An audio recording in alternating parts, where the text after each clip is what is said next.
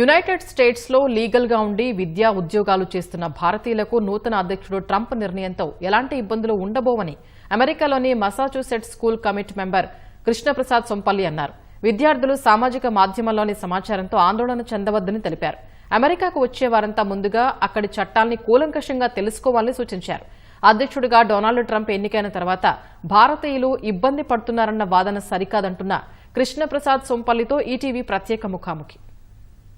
America అధ్యక్షుడిగా Donald Trump బాధ్యతలు స్వీకరించిన తర్వాత విద్యా ఉపాధి అవకాశాల కోసం అమెరికా వెళ్లిన వారికి ఎన్నో సవాళ్లు ఎదురవుతున్నాయి. కొంతమంది డిపోర్ట్ కూడా అవుతున్నారు. ఈ పరిస్థితుల్లో అమెరికాలో విద్యా విధానం ఎలా ఉంటుంది, విధానంలో ఉన్నటువంటి మన అనుకూలతలు ఏంటి, విద్యార్థులు ఎలాంటి జాగ్రత్తలు తీసుకోవాలన్న అంశాలపై మసాచ్యూసెట్స్ స్కూల్ కమిటీ మెంబర్ గా ఎన్నికైనటువంటి తెలుగువారు కృష్ణప్రసాద్ గారు మనతో పాటు ఉన్నారు. మరిన్ని వివరాలు తెలుసుకుందాం. అమెరికాలో విద్యా వ్యవస్థ ఎలా ఉంటుంది? అమెరికాలో విద్యా వ్యవస్థ పారదర్శకంగా పటిష్టంగా ఉంటుంది. ప్రతి ట్యాక్స్ పేయర్ మనీ స్కూల్ కి ఉపయోగపడుతుంది. పీకేజీ నుంచి ఇంటర్మీడియట్ సెకండ్ ఇయర్ వరకు గవర్నమెంట్ స్పాన్సర్డ్ ప్రోగ్రామ్స్ ఉంటాయి. మంచి ర్యాంకులు వస్తే ఇంటర్మీడియట్ సెకండ్ ఇయర్ లో అది కూడా ఉచితంగా బోధన చేసే కార్యక్రమాలు కూడా ఉన్నాయి. ర్యాంకింగ్ మీద డిపెండ్ అయి ఉంటాయి. దాన్ని బట్టి అండర్ గ్రాడ్యుయేట్ ఫ్రీ ప్రోగ్రామ్స్ కూడా ఉన్నాయి. అమెరికాలో ఏ స్థాయి వరకు ఫ్రీ ఎడ్యుకేషన్ లభిస్తుంది? ఇంటర్మీడియట్ సెకండ్ ఇయర్ వరకు ఫ్రీ ఎడ్యుకేషన్ లభిస్తుంది. ఇంటర్మీడియట్ సెకండ్ ఇయర్ లో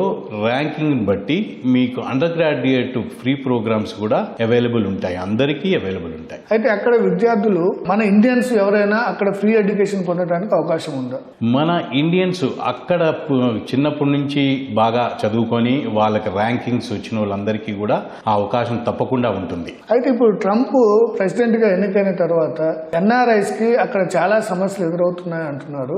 సమస్యల్లో మనం ఎలా అధిగమించవచ్చు? ట్రంప్ వచ్చిన తర్వాత జరిగిన విశేషాలు మీరు చూస్తే ఆయన ఎలక్షన్ ఎజెండాలో ఏదైతే చెప్పాడో అదే అనుసరిస్తున్నాడు. ఆయన ఎలక్షన్ లో ఆయన క్లియర్ గా చెప్పాడు, అదే అనుసరిస్తున్నారు. అందులో ఒకటి ఇంపార్టెంట్ విషయము ఇల్లీగల్ పీపుల్, అన్డాక్యుమెంట్ పీపుల్, వాళ్ళ వెనకాలే ఆయన లా పనిచేస్తుంది. ఓపీటీకి సంబంధించి అమెరికాలో ఉన్నటువంటి విధానం ఏంటి? అసలు ఓపీటీ విధానంలో ఎవరెవరు ఉద్యోగాలు చేయవచ్చు? మన ప్రతి స్టూడెంట్ కి గ్రాడ్యుయేట్ అయిన తర్వాత ఓపీటీకి అప్లై చేసుకున్న తర్వాత ఆ టైం ఫ్రేమ్ కి లో పనిచేయచ్చు. ఉదాహరణకి వారానికి 40 గంటలు పని చేయొచ్చా లేదా అనేది ఆ ఓపీటీ ఇచ్చిన అప్రూవల్ని బట్టి ఉంటుంది. అంతేకాని ఓపీటీ అప్రూవల్ 20 గంటలకే ఉంటే 40 గంటలకు పని చేయడానికి వీలుండదు. That is called illegal working. అమెరికాకు కొత్తగా విద్య కోసం వచ్చే వారికి ఎలాంటి అవకాశాలు ఉన్నాయి ఏంటి? అమెరికాలో 50 స్టేట్లలో కూడా టాలెంట్ కి ఫస్ట్ ప్రిఫరెన్స్ ఇస్తారు. మన విద్యార్థులు ఎవరైతే టాలెంట్ చూపిస్తారో వాళ్ళ చదువులో విత్ ఇన్ ద ప్రిమిసెస్ అంటే యూనివర్సిటీ లోపలే వాళ్ళకి జాబ్ ఆపర్చునిటీస్ ఉంటాయి. అది రాని వాళ్ళు అవుట్ ఆఫ్ క్యాంపస్ కూడా వాళ్ళు వెళ్ళొచ్చు. విద్య కోసం ఇప్పటికే అమెరికా వచ్చిన విద్యార్థులకు ట్రంప్ తీసుకున్నటువంటి తాజా నిర్ణయాల ప్రభావం ఏ మేరకు ఉంటుంది అనుకుంటున్నారు? ఇక్కడ ఆయన కొరడా జులిపించేది ఇల్లీగల్ ఇమిగ్రేషన్ కి, అన్డాక్యుమెంట్ వర్కర్ల మీద. మన స్టూడెంట్ల మీద ఆయన ఏమీ జులిపిస్తానని ఎప్పుడూ ఏమీ చెప్పలేదు. కొంతమంది అలా అట్రాక్ట్ చేస్తున్నారు అందరినీ. అసలు అమెరికా చట్టాల ప్రకారం అక్రమ వలసదారులు అంటే ఎవరు? దాని పరిధిలోకి మన ఇండియన్స్ వస్తారా? మనం ఒక్కలే కాదు కానీ పలు విధాల దేశాలు ఉన్నాయి. ఆ దేశాల నుంచి కూడా అందరూ అమెరికా వైపు పయనం చేస్తారు. ఆ పయనంలో మనం ఒక భాగం మాత్రమే. ఏది ఎలా అయినా కూడా ఇల్లీగల్ ఇమిగ్రేషన్ అనేది ఏంటంటే వాళ్ళు ట్యాక్సులు పే చేయకపోవటము, లాని ఒబే చేయలేకపోవటము, దాన్ని ఇల్లీగల్ ఇమిగ్రేషన్ అంటారు. అసలు అమెరికాలో ఎవరెవరు డిపోర్టేషన్కి అవకాశం ఉంది? ప్రపంచంలో ఉన్న పలు దేశాల నుంచి వచ్చిన అక్రమ వలసదారులందరికీ కూడా డిపోర్టేషన్ పరిధిలోకే వస్తారు. ఇల్లీగల్ ఇమిగ్రేషన్ అనేది మెక్సికన్స్కే ఎక్కువ పదం ఎందుకు యూజ్ చేస్తారంటే it happen to be most illegal work has been done by Mexicans.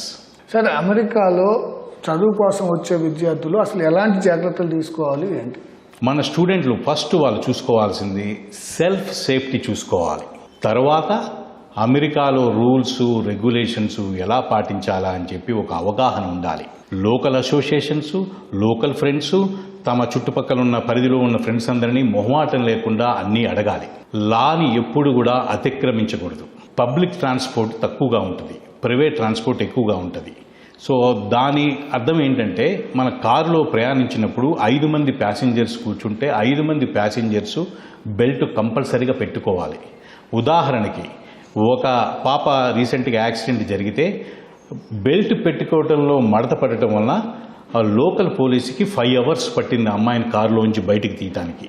So ఇలా చిన్న చిన్న జాగ్రత్తలు తీసుకోవటం వలన పెద్ద పెద్ద ప్రమాదాలు నివారించవచ్చు. అయితే అమెరికాలో అసలు మీరు స్కూల్ కమిటీ మెంబర్గా ఉన్నారు కాబట్టి డెవలప్మెంట్లో స్కూల్ కమిటీల పాత్ర ఏంటంటే? స్కూల్ కమిటీ అనేది ఏంటంటే ప్రతి టౌన్కి ఒక స్కూల్ కమిటీ అనేది ఉంటుందండి.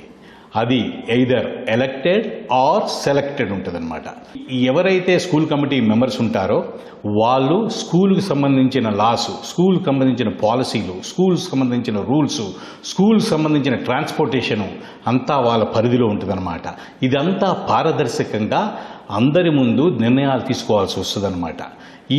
ఈ మెంబర్స్ అందరూ ఆ స్కూల్కి రెస్పాన్సిబుల్ ఉంటుంది. అందరిది సమిష్టిగా కృషి చేయాలి. స్కూల్ పరిధిలో ఉన్న స్కూల్స్ అన్నీ సరిగ్గా పనిచేస్తున్నాయో లేదో. ఉదాహరణకి ఒక ఎయిర్ కండిషన్ స్కూల్లో పనిచేయలేదనుకోండి, స్కూల్ కమిటీ ఇమీడియట్లీగా స్టెప్ ఇన్ అయ్యి డెసిషన్ తీసుకొని ఆ ఏసీ సిస్టమ్ను మార్చాలి. జన్మతా పౌరసత్వం, ఈ జన్మతా పౌరసత్వం ఉన్న ట్రంప్ నిర్ణయం వల్ల ఇండియన్స్పై ఎలాంటి ప్రభావం ఉంటుందండి? ట్రంప్ తీసుకున్న నిర్ణయము ఆయన ఎగ్జిక్యూటివ్ పరిధిలోనే ఆయన నిర్ణయం తీసుకున్నారు. అది ఆయన తీసుకున్న 24 అవర్స్లోనే 20+ స్టేట్లు కోర్టులో వేసినాయి.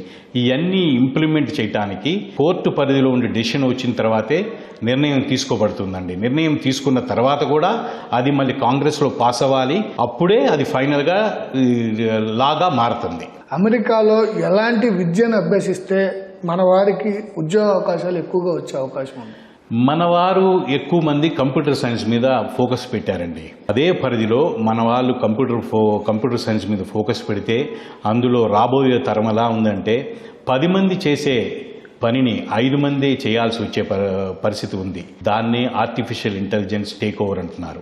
ఆ 5 మందిలో మన వాళ్ళు ఉండేటట్టు మన వాళ్ళు చూసుకోవాలి. అంటే మన స్టూడెంట్స్ అప్డేట్ అవ్వాలి. ఆ 5 మందిలో మనం ఉన్నామా లేదో అని మనం అప్డేట్ అవ్వాలి. అలా అప్డేట్ అయిన రోజున ఎప్పుడు అవకాశాలు మన చేతిలోంచి వెళ్ళిపోవు. అమెరికాలో కేవలం ఐటీకి సంబంధించిన జాబులేనా అండి, లేకపోతే మెకానికల్ వీటికి సంబంధించిన జాబ్స్ కూడా ఇండియన్స్కి దక్కే అవకాశం ఉంటుందా? దానికి ఏం చదువుకోవాలి? చాలామంది సివిల్లో పాస్ అయిన అమ్మాయిలు కూడా మెకానికల్లో జాబ్ చేస్తున్నారు. సివిల్లో జాయిన్ అయిన కూడా ఇండస్ట్రియల్ స్ట్రక్చర్ దాంట్లో కూడా జాబ్ చేస్తున్నారు చాలామంది. దానికి వాళ్ళ పర్సనల్ ఈచ్ ఇండివిడ్యువల్ ఇంట్రెస్ట్ మీద ఆధారపడి ఉంటుంది. వాళ్ళని అదే పరిధిలో ఇంకా ఎక్స్పర్టైజ్ సంపాదించి ఇంకా ముందుకు వెళ్ళడానికి ఆస్కారం చాలా ఉంది. స్కూల్ ఎడ్యుకేషన్ తర్వాత వచ్చే యూనివర్సిటీ లెవెల్ విద్య, దానికి సంబంధించి అక్కడ ఏమైనా కమిటీలు ఉంటాయండి? దానికి ప్రతి యూనివర్సిటీకి కమిటీలు ఉంటాయండి. ఒక student intermediate second year pass అయిన తర్వాత కాలేజీకి అప్లై చేసేటప్పుడు ఒక ఎస్ఏ రాసి ఆ కాలేజీకి అప్లై చేసుకోవాలి. ఆ అప్లై చేసినప్పుడు ఇతని స్కోర్సు intermediate 10th class 11th 12th ఆ గ్రేడ్లన్నీ స్కూల్కి పారదర్శకంగా పంపించాలి. దానితో పాటే ఈ అబ్బాయికి స్కాలర్షిప్ ఎంత ఇవ్వాలి, ఏ పరిధిలో ఇవ్వాలి అనేది కూడా డెసిషన్ తీసుకుంటారు. ఇది అమెరికాకు లీగల్గా విద్య ఉపాధి అవకాశాల కోసం వచ్చే వారిపై ట్రంప్ తీసుకునే నిర్ణయాలు పెద్దగా ప్రభావం చూపవని కృష్ణప్రసాద్ సోంపల్లి గారు చెప్తున్నారు. అయితే అమెరికాకు విద్య ఉపాధి అవకాశాల కోసం వెళ్లే వారంతా ముందుగా అక్కడి చట్టాలపై క్షుణ్ణంగా అవగాహన పెంచుకున్న తర్వాతే రావాలని వారు సూచిస్తున్నారు. Rangarao, ETV news, Hyderabad.